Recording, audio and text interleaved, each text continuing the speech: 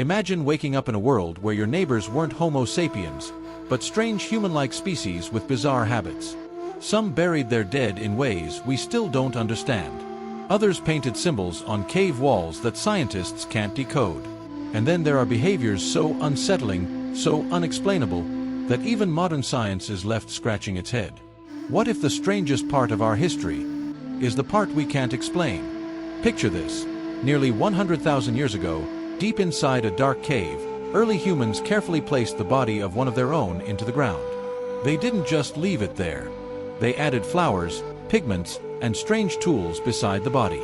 But here's the question, why? Survival in the prehistoric world was brutal. Food was scarce, predators lurked everywhere, and life expectancy was painfully short. So why spend precious time and energy burying the dead with such care? Archaeologists have uncovered graves of Neanderthals and early Homo sapiens that suggest these weren't random accidents. The bodies were deliberately positioned, sometimes with hands folded or faces covered. In some cases, red ochre, a natural pigment, was sprinkled over the remains. Modern scientists are torn. Was this the earliest sign of spiritual belief, or something completely different we don't yet understand? Think about it. If you're living in constant danger, why waste effort on the dead? The logical thing would be to move on quickly. But instead, these early humans created rituals. Some researchers believe this points to the birth of symbolic thought, the first spark of what would one day become religion, culture, and even philosophy. Others argue it might have been practical. Maybe burying bodies kept predators away from the living. Yet the evidence often shows an intentional, almost reverent touch that feels deeply human, but also strange. Welcome to Before Flame. Fire. If you enjoyed traveling back in time with me, don't forget to hit like and subscribe so you never miss the next journey into our ancient past. Now I'd love to hear from you. Tell me in the comments, where are you watching from, and what time is it right now? It'll make me so happy to see our community connecting from all around the world. And most importantly, if this video make you just imagine the Stone Age, or actually feel what it was like to live as a caveman or cavewoman, share your thoughts below. I'm excited to read them all. The truth is, we don't know what these people believed. Did they think their loved ones lived on in another world? Did they fear spirits of the dead? Or were these acts simply instinctive behaviors we still can't explain? Whatever the answer, these ancient burials force us to confront something haunting. Our ancestors were not just hunters and survivors. They were dreamers of mysteries we may never fully unravel. Imagine stepping into a cave untouched for tens of thousands of years. The air is cold, the silence heavy, and then on the walls, you see it. Paintings of animals, handprints, strange shapes, and symbols. Some are simple outlines of bison or mammoths. Others are mysterious signs we still can't decode. These weren't just doodles. They were intentional messages from minds that lived long before written language existed. But what were they trying to say? Cave art is found all over the world, from France's Lascaux caves to Indonesia's Sulawesi. Some are over 40,000 years old. What's truly baffling is that many of these sites, separated by thousands of miles and cultures, contain similar symbols: spirals, dots, zigzags, even hybrid creatures. Was there some shared language, a universal way of expressing meaning, or something deeper, perhaps even spiritual? Scientists have debated endlessly. Some believe these paintings were hunting magic, images meant to summon success in the hunt. Others argue they were early storytelling, passing down myths and lessons to the next generation. But here's the strangest part. Alongside these majestic animals are cryptic symbols that don't match any clear purpose. They look almost mathematical, almost like codes. Could these be the first attempts at writing? Or are we projecting modern logic onto something far more primal? Even more haunting are the handprints, sometimes of adults, sometimes of children, pressed against stone. It's as if those ancient humans were reaching out across time, saying, "I was here." But why? Was it pride, a spiritual act, or a plea to be remembered? The deeper we look, the more questions arise. These caves feel less like art galleries and more like sacred spaces, places where reality blurred with imagination. And here's the kicker. Modern science can't fully explain them. We can analyze the pigments, date the walls, and map the shapes, but the true meaning is locked in a prehistoric mind we may never fully understand. Fire was survival. It kept predators away, cooked food, and warmed frozen nights. But to early humans, fire was more than just a tool. It became the centerpiece of rituals we still don't fully understand. In ancient caves and archaeological sites, scientists have found signs of fires deliberately built in unusual places, sometimes far from where people lived or cooked. Why go through the trouble of dragging wood deep into a cave if not for something symbolic? One site in South Africa shows evidence of controlled fire use nearly 1 million years ago. But what's odd is how carefully some of these fires were arranged, almost like shrines. Later, in Neanderthal and early Homo sapiens sites, researchers found burned bones and strange arrangements of objects around fire pits. Were these sacrifices, offerings, or something else entirely? And it doesn't stop there. In some prehistoric cultures, there are hints that fire was used in ceremonies involving the dead. Bodies were partially burned, but not cremated, as if the flames were meant to transform, not destroy. In other places, fire pits contained animal bones deliberately chosen and arranged, suggesting ritual feasts or sacrifices to forces we can only guess at. The strangest part? Many of these rituals didn't serve an obvious survival purpose. Burning precious resources, gathering in caves for secret ceremonies, arranging bones and objects around flames, these acts hint at a symbolic world far richer than mere survival. Fire wasn't just warmth, it was mystery, transformation, maybe even a bridge to the unknown. So here's the haunting thought: our ancestors weren't just lighting fires to survive the night. They were performing acts that blur the line between practicality and belief, between the physical world and something invisible. What did they see in those flames? Gods? Spirits? Or something we've long forgotten? Modern science can give us the ashes, the bones, the burned stones, but it cannot give us the meaning. And maybe, just maybe, that's the point. When you think of prehistoric humans, you might imagine rugged cavemen with unkempt hair and animal skins. But here's the twist: many of them deliberately altered their bodies in ways that defy survival logic. Long before tattoos became modern fashion, our ancestors were already carving symbols into their skin, wearing piercings, and even reshaping parts of their skulls. Why? Archaeologists have found evidence of intentional scarification, cutting designs into skin so they would heal into permanent marks. Some of the oldest stone tools were actually sharp enough for this purpose. Other findings reveal pierced teeth, shells, and bones that were worn as ornaments, suggesting early humans decorated their bodies not for warmth or protection, but for meaning. But here's where it gets stranger. In some ancient cultures, skulls were deliberately reshaped by binding the heads of infants so they grew longer and narrower. This wasn't random, it was widespread across regions separated by thousands of miles. Why would humans risk altering their most vulnerable organ, the brain, for no survival benefit? Was it a sign of status? A way to belong to a tribe? Or something spiritual we can't decode? Even teeth weren't off limits. In certain prehistoric burials, individuals had their teeth filed into sharp points or notched with deliberate patterns. Imagine the pain of doing that without modern tools. And yet, people did it anyway. The effort and risk suggest these modifications weren't casual. They meant something profound, something we're still trying to understand.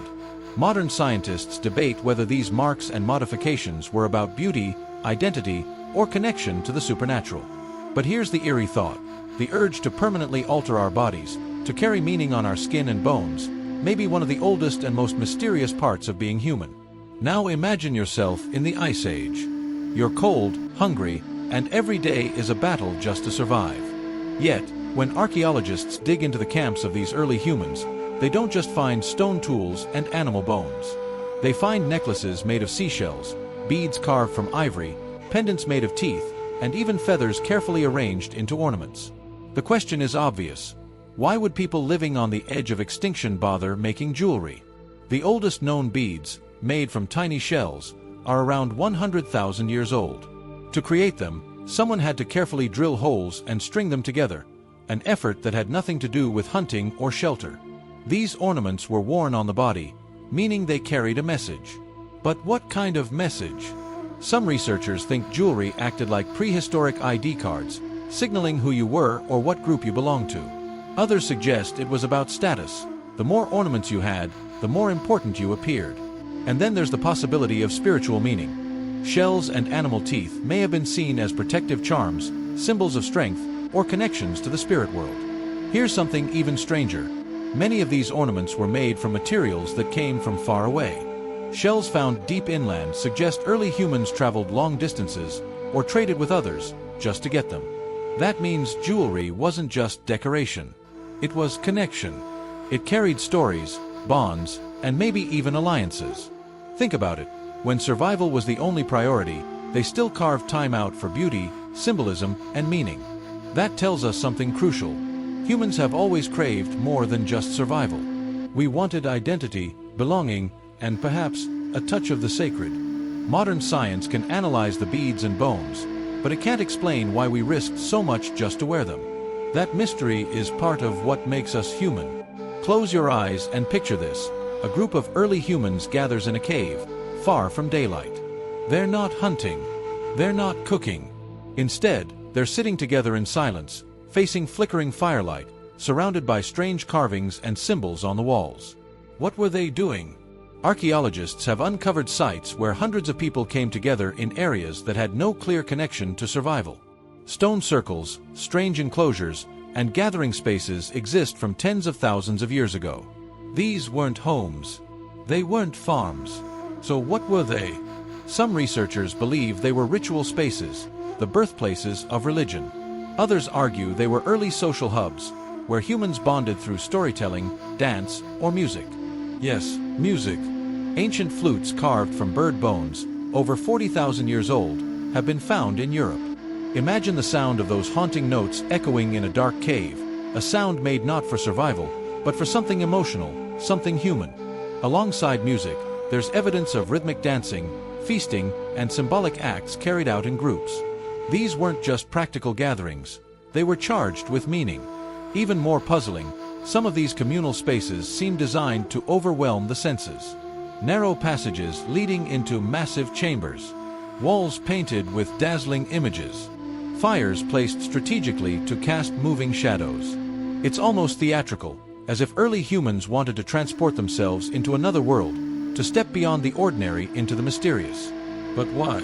Why spend time and energy creating gatherings that didn't feed or shelter anyone? The answer may be the same reason we still gather today: for connection, for shared belief, for meaning. These early communal behaviors remind us that humans weren't just survival machines. We were storytellers, musicians, and dreamers who craved something bigger than ourselves. And the unsettling part? We may never truly know what they experienced in those caves and circles, only that it mattered enough to echo through time. This part of human history isn't easy to face. Deep in caves and ancient campsites, archaeologists have found bones with cut marks, skulls cracked open, and evidence that can't be mistaken. Early humans sometimes ate each other. The unsettling truth is that cannibalism wasn't just rare. It shows up again and again across different prehistoric groups. But why? Some scientists argue it was simply survival. In harsh winters, when food was scarce, the bodies of the dead may have become the only available resource. Cut marks on bones often resemble the same butchering patterns used on animals, suggesting people were treated as a food source. Brutal, yes, but in a world of starvation, it might have been a grim necessity. But not all evidence fits that explanation. In some sites, there's no sign of famine. Instead, bones appear to have been carefully broken, cleaned, and even arranged, suggesting cannibalism may have been ritualistic. Some researchers believe eating the flesh of others was seen as a way to absorb their strength, their spirit, or even their knowledge. It's disturbing, but it mirrors later cultural practices seen in parts of recorded history. One haunting discovery comes from Gough's Cave in England, where human skulls were deliberately shaped into cups. These weren't accidents, they were crafted tools, perhaps used in ceremonies. Drinking from the skull of another human suggests a ritual far more symbolic than desperate hunger. The most chilling part? We don't know where the line was. Was cannibalism an act of desperation, or was it embedded in culture, repeated generation after generation as tradition? Science can show us the cut marks, the broken bones, and the skull cups, but it can't explain what those acts meant to the people who carried them out. And so we're left with a disturbing reminder. The same species that painted caves with beauty and crafted music also looked at one another and, in certain moments, chose to consume their own. We like to imagine our ancestors as simple hunters and gatherers, too busy surviving to wage wars. But the evidence tells a darker story. Across prehistoric sites, archaeologists have uncovered mass graves filled with skeletons that bear unmistakable signs of violence. Smashed skulls, broken bones, and wounds from stone weapons. These weren't accidents. They were massacres. One of the most chilling discoveries comes from a site in Kenya, dating back around 10,000 years. Here, the remains of men, women, and children were found lying where they had fallen, many with sharp blade wounds to the head and torso. Some were bound, others struck from behind. This wasn't a skirmish over food, it was a calculated slaughter. But why? Other sites across Europe reveal similar scenes. In Germany, a mass grave contained dozens of skeletons with shattered skulls and broken limbs. The killers hadn't just attacked, they had gone out of their way to brutally finish their victims. Was it tribal conflict, a fight over resources, or something far more ritualistic that we can't fully grasp? Here's where it gets stranger. Sometimes, these killings didn't make practical sense. Entire communities wiped out instead of being absorbed into rival groups. Children killed alongside adults, leaving no survivors to enslave or merge with. From a survival standpoint, that's irrational. And yet, it happened repeatedly. Some scientists think these events might be the earliest evidence of organized warfare. Others suggest they were acts of revenge, or even ritualized mass killings tied to beliefs we'll never understand. What we do know is this: prehistoric life wasn't just a constant struggle against nature. It was also, at times, humans turning against humans in terrifying ways. It forces us to ask an uncomfortable question. Was violence woven into our story from the very beginning? Or are we misreading the evidence through a modern lens? Either way, these ancient massacres remind us that the capacity for brutality has been with us far longer than written history. Death is universal, but how our ancestors treated it was anything but simple. Across prehistoric sites, archaeologists have found remains that suggest rituals far stranger and far darker than simple burials. These practices are so unsettling that modern science still struggles to explain them. In some caves, skeletons were deliberately dismembered, with bones scattered across the floor. Not in the way wild animals would leave them, but in carefully arranged patterns. Skulls placed apart from bodies. Long bones stacked together. Sometimes painted with red ochre, other times charred by fire. Was this respect, desecration, or something else entirely? At other sites, bodies were not buried but displayed. Evidence suggests that some corpses were left exposed on platforms, or even manipulated after death, with limbs repositioned long after decomposition had begun. Imagine the deliberate act of returning to a body weeks later, shifting it, perhaps for a ritual we can't even imagine. And then there are the skulls. So many skulls. Some were drilled with holes, possibly for wearing as pendants. Others were polished smooth, as if they had been touched or handled repeatedly over years. In certain graves, archaeologists found only skulls. The rest of the bodies were missing entirely. Why single out the head? Was it seen as the seat of the spirit, or a trophy of power? Perhaps the most disturbing finds are the graves of children. Some are buried with extravagant care, covered in ornaments and pigments. Others, however, show evidence of neglect, tossed into shallow pits, bones broken and incomplete. Why such a stark difference? Was it status, belief, or something even more chilling? The truth is, these treatments of the dead don't follow a single pattern. They vary wildly, and yet they all share one haunting trait. They go beyond survival, beyond practicality. They suggest that early humans saw death not as an ending, but as a mystery that demanded ritual.